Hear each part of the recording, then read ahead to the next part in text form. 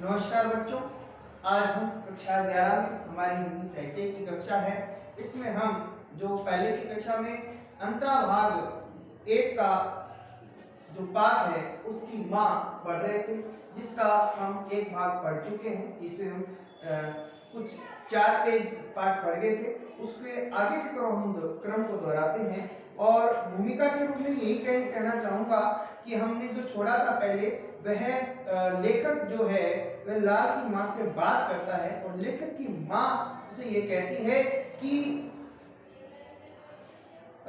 लाल के पास कौन से बच्चे आते हैं, किनकी संतानें हैं, कैसे कैसे लोग उसके पास आते हैं, तुम जरा ध्यान रखो।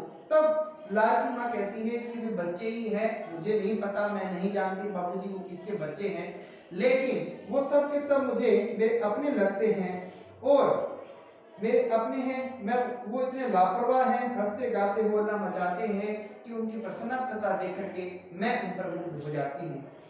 आगे हम पढ़ रहे हैं पेज नंबर 98 की शुरुआत पर। मैंने एक ठंडी सांस ली हूँ, ठीक कहती हो, ये बातें कैसे करती हैं, कुछ समझ पाती हो कि चलो ठीक है, तुम्हें अपने लगते हैं, तुम प्रसन्न हो जाती हो, लेकिन वो बातें कैसी करते हैं, ये बात तो तुम्हें ध्यान में होगी। बाबू वे लाल की बैठक में बैठते हैं। कभी कभी जब मैं उन्हें कुछ खिलाने पिलाने जाती हूँ तब वे बड़े प्रेम से मुझे माँ कहती हैं। मेरी छाती फूल उठती है, मानो वे मेरे ही बच्चे हैं। मैंने फिर सांस ली। एक लड़का उनमें बहुत हंसोड़ है कि एक बालक है जो बड़ा ही हंसाने वाला है, खूब तगड़ा है, बली दिखता है, तो बड़ा बलवान दिखता है, बड़ा मोटा ताजा है।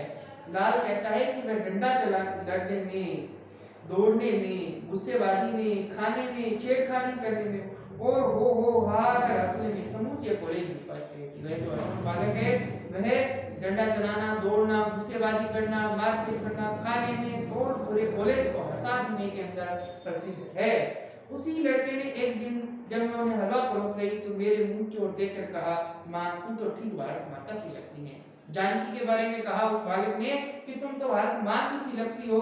भारत माँ की शक्ल यहाँ पर बूढ़ी बताई है उसने, और क्या कहा कि तो वो बूढ़ी, वह भी बूढ़ी है भारत माता की। उसका उजला हिमालय तेरे केश, सफेद बाल को हिमालय का रूप देता है बालक। हाँ, नक्शे से साबित करता हूँ तू भारत माता है, तेरा सिर हिमालय है। माथे की दोनों गहरी बड़ी रेखाएं गंगा यमुना कि माथे पर जो झुर्रियां पड़ी हुई हैं वो गंगा यमुना नदी हैं। ये नाक जो है ये विंध्याचल पर्वतमाला है। ये जो ठोड़ी है ये कन्याकुमारी लगती है।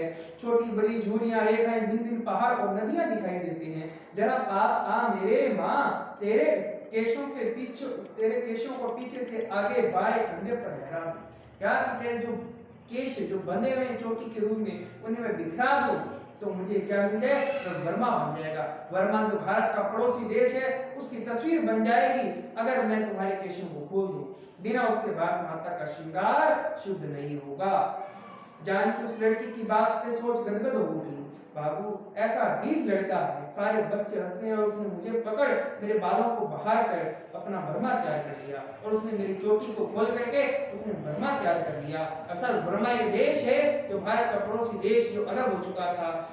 वह स्वर्ण बालक भारत माता के स्वरूप में जानकी को देखता है, उसके खुले केशों में वर्मा देश को देखता है। उसकी सरलता मेरी आंखों में आंसू बनकर छा गई। मैंने पूछा, लाल की माँ और भी कुछ बातें करते हैं, लड़ने की, झगड़ने की, गोली या बंदूक की? अरे बाबू उसने मुस्कुरा कर, वे सभी बातें करते हैं, उनकी बातों का कोई मतलब थोड़े है। सब जवान हैं, लापरवाह हैं, जो मुंह में आता है बकते हैं। कभी कभी तो पागल सी बातें करते हैं। महीना भर पहले एक दिन लड़के बहुत उत्तेजित थे, न जाने कहां लड़कों को सरकार पकड़ रही है। वो लड़के कह रहे थे कि लड़कों को सरकार पकड़ रही है, मालूम नहीं पकड़ती भी है या वे यूं ही गप हारते हैं। मगर उस दिन वे यही बक रहे थे, यही कह रहे थे। क्या कह रहे थे? तो उसने कहते कि पुलिस वाले केवल संदेह पर भले आदमियों के बच्चों को त्रास देते हैं, मारते हैं, सताते हैं। यह अत्याचारी पुलिस की नीचता है। ऐसी नीच शासन प्रणाली को स्वीकार करना अपने धर्म को, कर्म को, आत्मा को, परमात्मा को भुलाना है, धीरे धीरे भुलाना मिटाना है। जानकी कहती है कि अगर ऐसे बच्चों को पुलिस गिरफ्तार कर रही है, सरकार गिरफ्तार कर रही है, ये गलत है, ये परमात्मा धर्म का अपमान है, उसके वजूद को, उसकी सत्ता को मिटाने का काम है। एक उत्तेजित भाव से कहा था, अजी ये परदेशी कौन लगते हैं, हमारे जो बरबस राजभक्ति बनाए रखने के लिए हमारी छाती पर तोप का मुंह लगाए खड़े हैं। इस देश के लोगों के ये क्या के मूड गई हैं, तभी तो इतने जुल्मों पर भी आदमी आदमी से डरता है। ये लोग शरीर की रक्षा के लिए अपनी अपनी आत्मा की चिता संवारते हैं, नाश हो इस परतंत्रवाद का। ये आजादी से पूर्व की बात करता हुआ कहता है कि जो अंग्रेज हैं ये परदेशी हमारे देश के नहीं हैं, इन्हें बाहर भगाना होगा। और इस देश के लोगों की आत्मा मर गई है जो इतने गुलाम हो गए हैं कि जिनके हृदय में शूल ही नहीं है, जिनके हृदय में अपने देश के प्रति प्रेम नहीं है, और इनके शासन को, इनकी कुरीतियों को, उन दुर्व्यवस्थाओं को क्या कर रहे हैं, सहन कर रहे हैं। फिर दूसरे ने कहा लोग ज्ञान न पा सके, इस सरकार ने हमारे पढ़ने लिखने के साधनों को अज्ञान से भर रखा है। लोग वीर और स्वाधीन न हो सके, इसलिए अपमानजनक और मनुष्यताहीन नीति मर्दक कानून करे। गरीबों को चूस कर सेना के नाम पर पले हुए पशुओं से को शराब से कबाब से मोटा ताजा रखती है। ये सरकार धीरे धीरे जोंक की तरह हमारे धर्म प्राण धन चूसती चली जा रही है। शासन प्रणाली यहाँ पर सरकार की व्यवस्था पर व्यंग्य किया। सरकार की व्यवस्था को कहा कि ये सरकार ऐसे कानून बना रही है जो पढ़े लिखे लोगों के लिए क्या कर रही है, एक अंधा कानून, एक गुलामी का कानून दे रही है। वह लोगों की उन्नति विकास का मार्ग नहीं खोल रही, बल्कि वह गुलामी का परतंत्रता का मार्ग खोल रही है। लेखक कहता है यहाँ पर कहा गया लाल के द्वारा कि यह जो कानून है वो गरीबों का खून चूसने वाला है। सेना के अंदर जो भर्ती किए जा रहे हैं वो मोटे तागड़े तगड़े तगड़े लोग जो है वे देश की रक्षा के लिए नहीं, बल्कि देश की कानून व्यवस्था को बिगाड़ने में योगदान दे रहे हैं।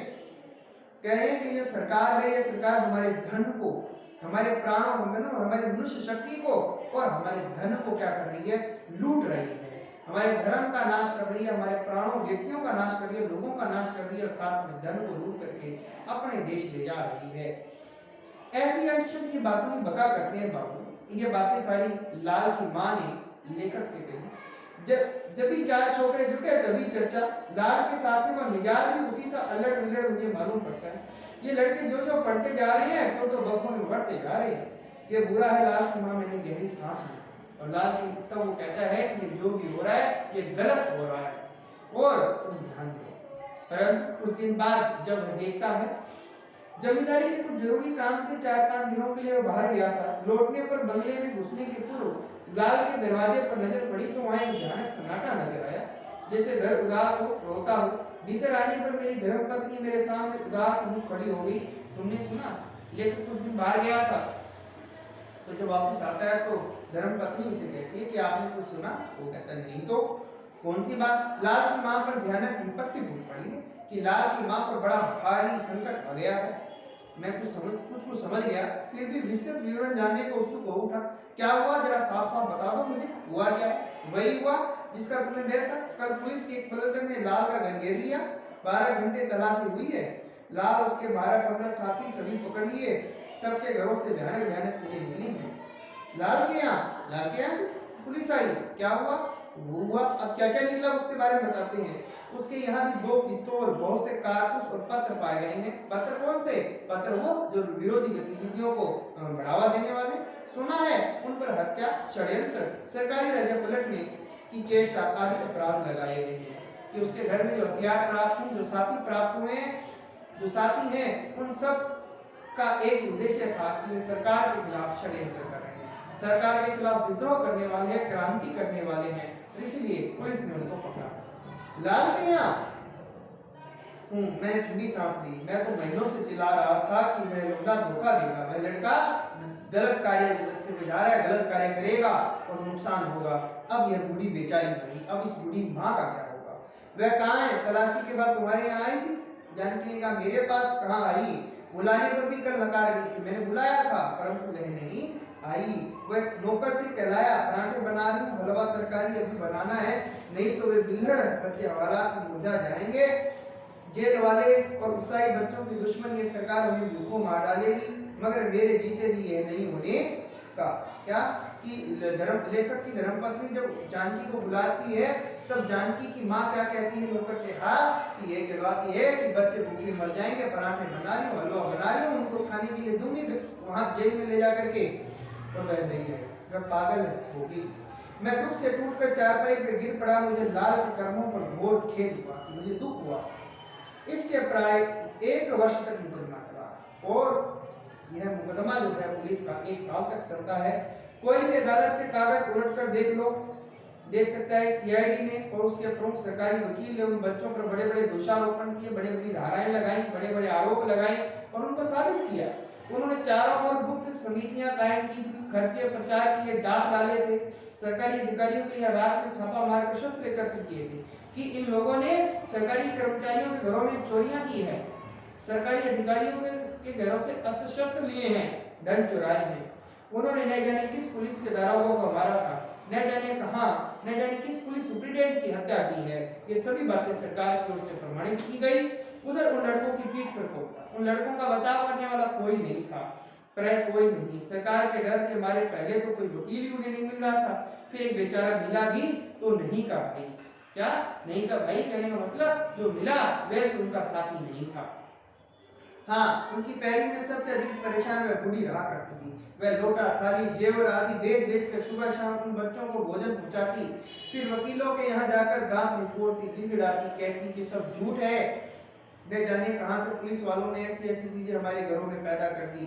ये लड़के केवल बातों नहीं है कि ये लड़के सिर्फ बातें ही करते हैं, ऐसा कुछ भी करने वाले नहीं है। उसकी लाल की माँ को विश्वास था कि बच्चे गलत नहीं है, बच्चे सही हैं, जब न्याय होगा तो उसके बच्चों को जरूर न्याय मिलेगा।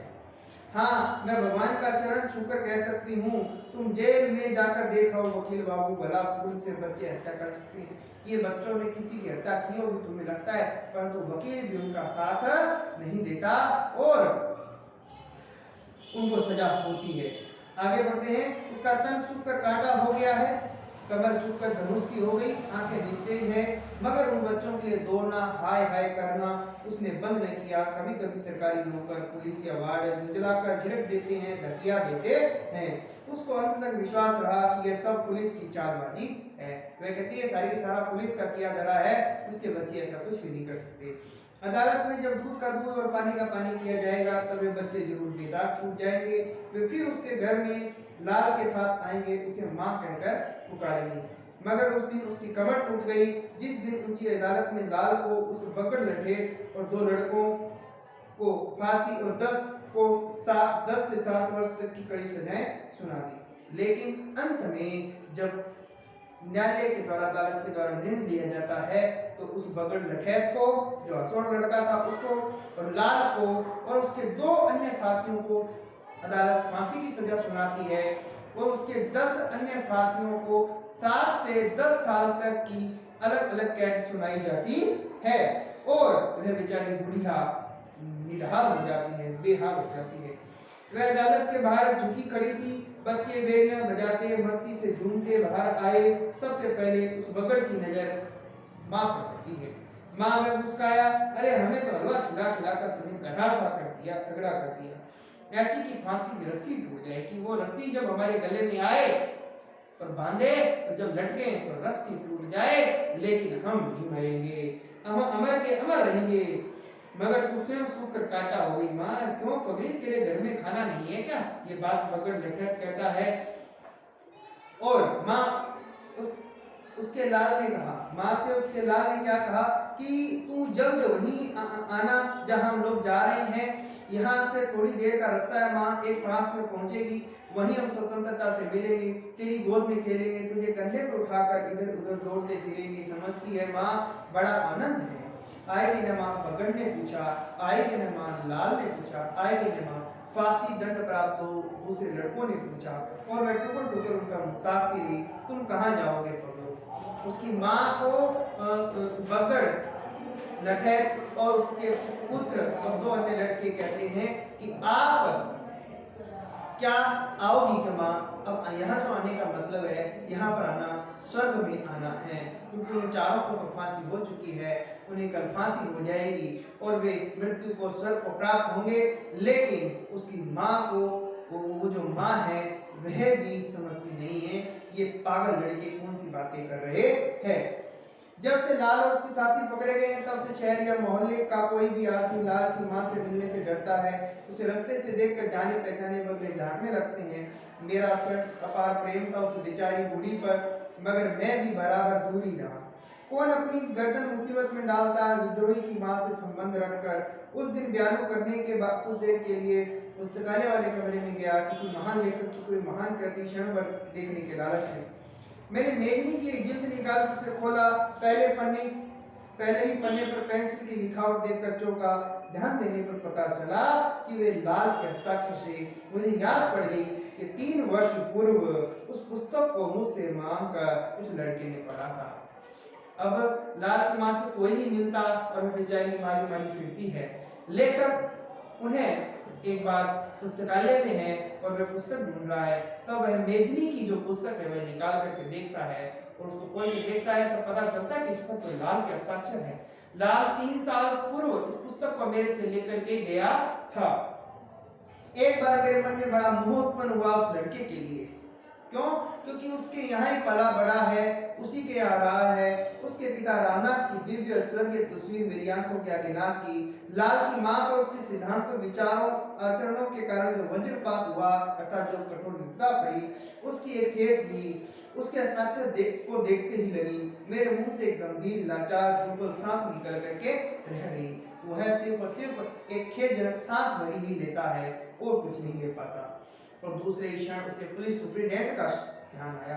उसकी बुरी डरावनी ऐवानवी मेरी आंखें मेरी आंख सुखी तो जग सुखी आंखों में वैसे चमक आ गई।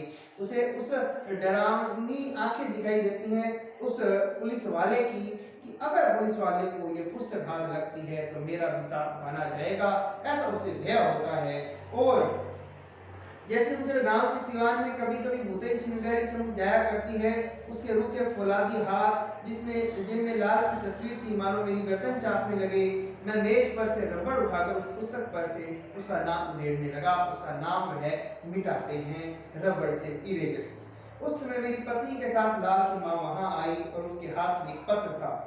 अरे मैं अपने आप को रोक नहीं सका। लाल की माँ, तुम तो बिल्कुल पीली पड़ गई हो अर्थात कमजोर हो गई हो। तुमने इस तरह मेरी ओर निहारती हो मानो कुछ देखती ही नहीं हो। ये हाथ में क्या है? अरे ये हाथ में क्या लेके आई हो? उसके हाथ में उसने चुपचाप पत्र मेरे हाथ में दे दिया। मैंने देखा उस पर जेल की मोहर थी। सजा सुनाने के बाद वह वहीं भेज दिया गया, ये मुझे मालूम था। मैंने पत्र लिखने निकाल कर पढ़ने लगा। वह उसकी अंतिम चिट्ठी थी। मैंने कलेजा रुकाकर उसे जोर से पढ़ दिया। क्या कि लाल की माँ के हाथ में एक पत्र था जिसे लाल ने लिखा था अपनी माँ के लिए।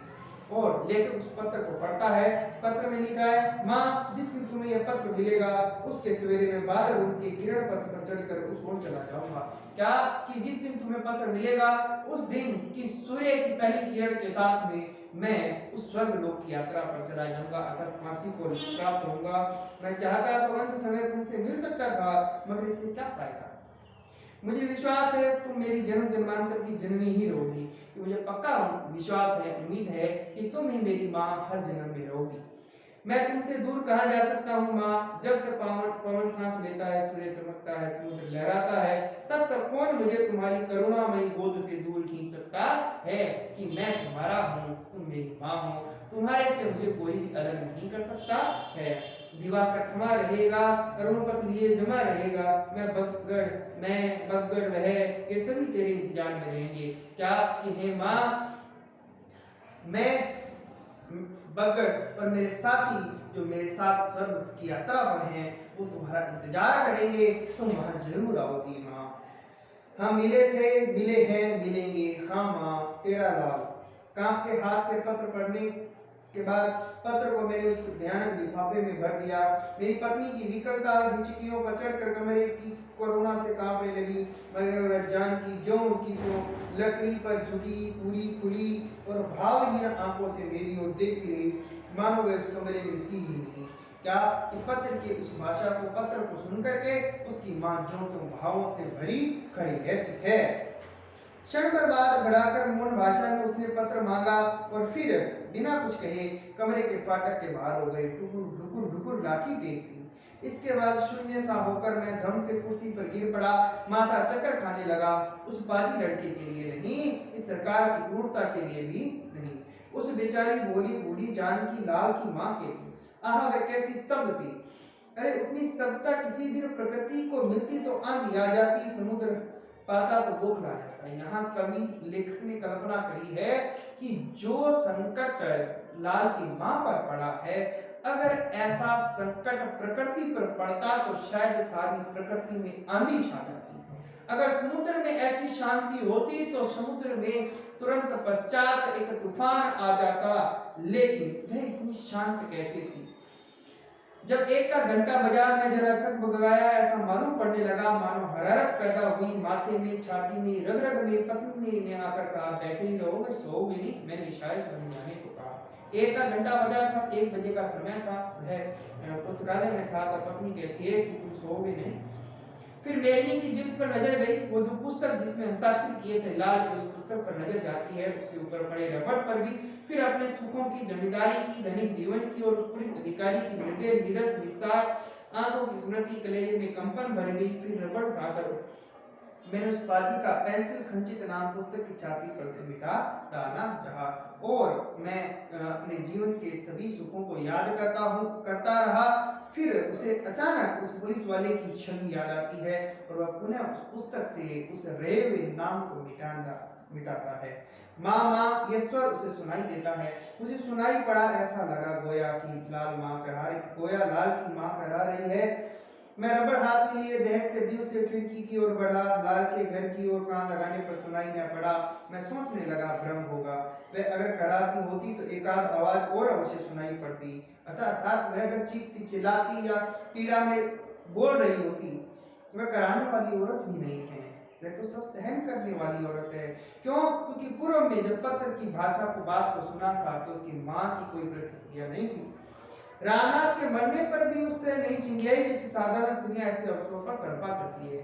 कि मुझे पता है रामनाथ की मृत्यु पर भी वह इतना नहीं रोई थी, इतना नहीं चीखी थी जितना अन्य स्त्रियां चीखती हैं। मैं पुनः सोचने लगा, वह नालायक उस नालायक के लिए क्या नहीं करती थी। खिलौने की तरह, आराध्य की तरह उसे दुलारती और सवारती फिरती थी। पर आह रे छोकरे माँ, फिर वही आवाज जरूर जान की रो रही है इस समय। जरूर वही विकल व्यथित विवश विलक रही, हाय री माँ आवाज़ वैसे ही पुकार रही है जैसे वह पाजी गाकर मचलकर स्वर को खींचकर उसे पुकारता था। कि वह वैसे ही पुकार रही है जैसे कि लाल अपनी माँ को पुकारा करता था, वैसे ही लाल की माँ अपने लाल को पुकार रही होगी। अंधेरा धूमिल हुआ, फीका पड़ा, मिट गया, उषा पीली हुई, लाल हुई। रवि रथ लेकर वहां क्षितिज से उस छोर पर आकर पवित्र मन में से खड़ा हो गया। मुझे लाल के पत्र की याद आई। माँ, मानो लाल पुकार रहा है, मानो जान की प्रतिध्वनि की तरह उसी पुकार को गा रही थी। मेरी छाती धक धक करने लगी। मैंने नौकर को पुकार कर कहा, देखो लाल की माँ क्या कर रही है। जब बार बार उसे स्वर सुनाई देता है तो नौकर को कहता है कि जाकर देखो कि लाल की माँ कहाँ क्या कर रही है। जब लौट कर पुनः आता है तब मैं एक बार पुनः मेज और मेजनी के सामने खड़ा था। मेजनी पुस्तक के बहाने हाथ में रबड़ लिए उसी उद्देश्य से उसने घबराए स्वर में कहा, हुजूर उनकी तो अजीब हालत है, घर में ताला पड़ा है और वे दरवाजे पर पांव पसारे हाथ में कोई चिट्ठी लिए मुंह खोले मरी बैठी है। हाँ सरकार, विश्वास मानिए वे मर गई हैं, सांस बंद है, आंखें खुली हैं। क्या कि जब नौकर जाकर देखता है तो वह जो लाल की माँ है वह बेसुध बेचैन सी तो दिखाई देती हैं, परंतु जाके देखा तो पता चला कि हाथ में चिट्ठी हाथ फैलाए है और उसके प्राण पखेरु उड़ चुके हैं। तो अंत में लाल की माँ का भी क्या हो जाता है, निधन हो जाता है।